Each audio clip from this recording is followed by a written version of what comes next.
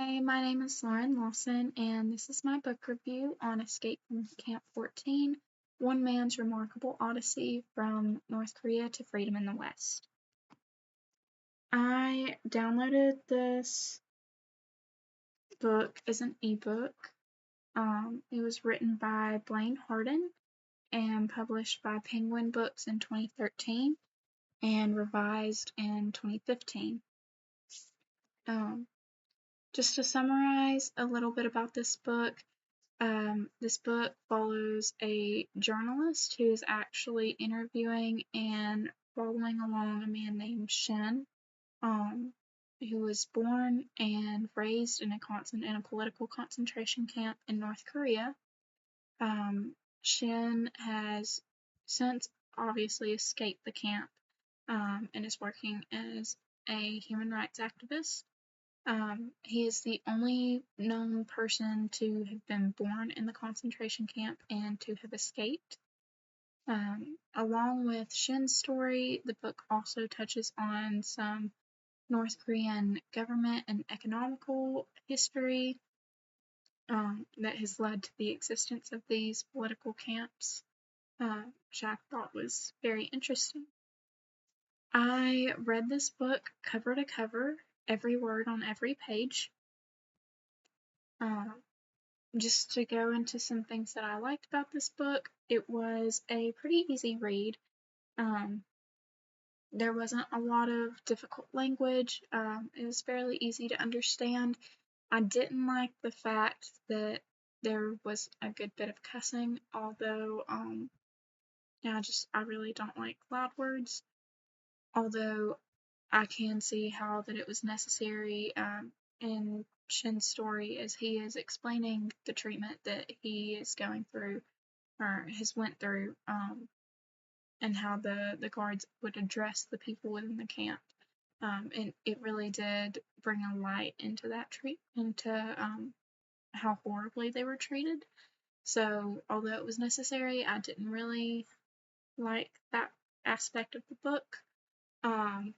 I didn't like the fact that it was very gruesome in some parts as he's describing the torture and just some of the things that he faced within the camp. It does describe those events in great detail, which, again, although that's very important to the story, sometimes it was just a little much and I had to put it down in some areas, just step away because it could be a little overwhelming. Other than that, I didn't really like the fact that there was a revision.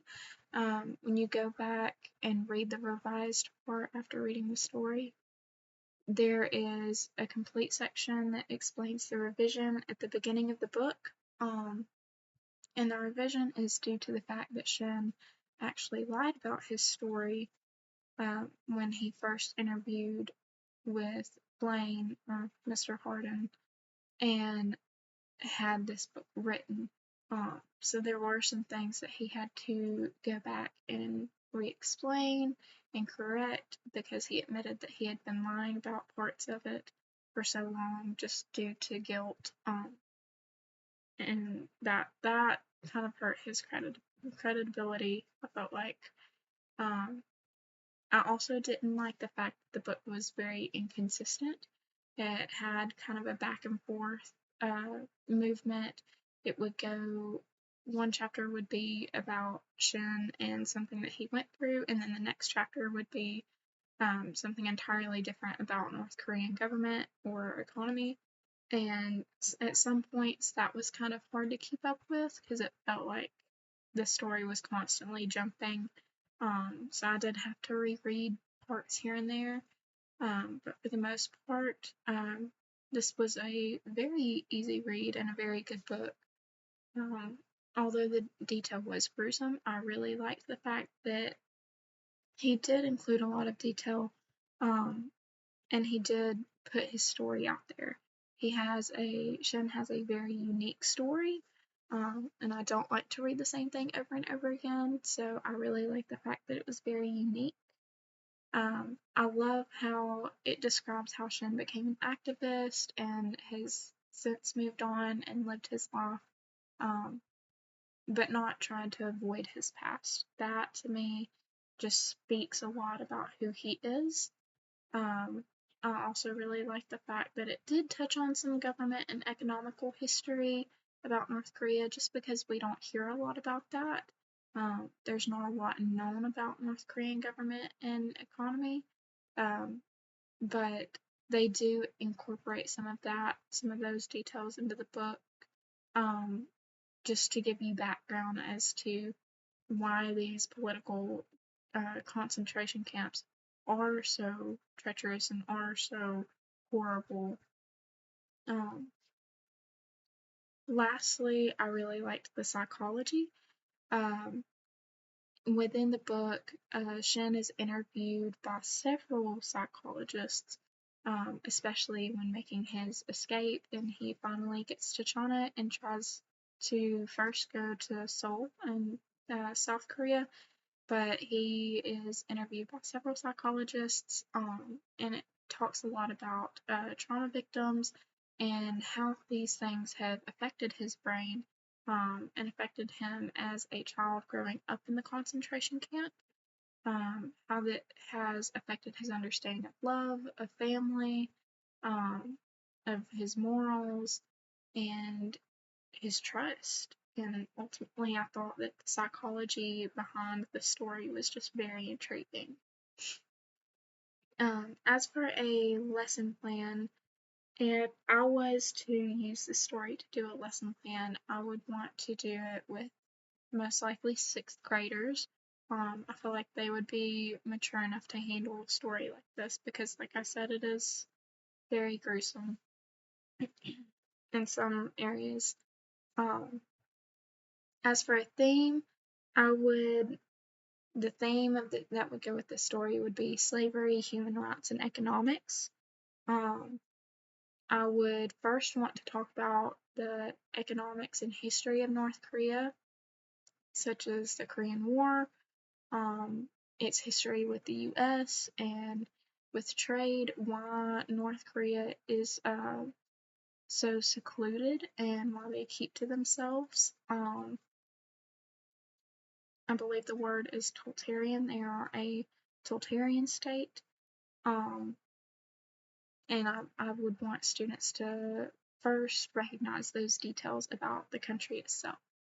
I would then want to discuss equality with students and what they think equality is, what equality means to them, and how it relates to the world around us. In that, I would also discuss with them the history of Japanese concentration camps in the US, and how that compares to the Holocaust with the concentration camps and the Jews in North Korea.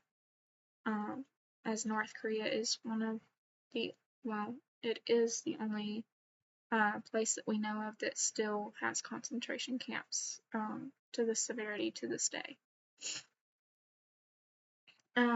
Lastly, at the end of this lesson, I would ask students, kind of prompt them with, what would you do? How would you take this information into consideration, and how can we make the world a better place? What can we learn from this situation? And either putting students into groups, having them discuss these questions, and make their claims, make their arguments, and kind of discuss what their thoughts on the subject are. I would want to have a larger class discussion, maybe a writing prompt to incorporate some literature and ELA into this lesson. But ultimately, I think that covering slavery, human rights, and economics using this book would be the perfect way to sum it up. Thank you.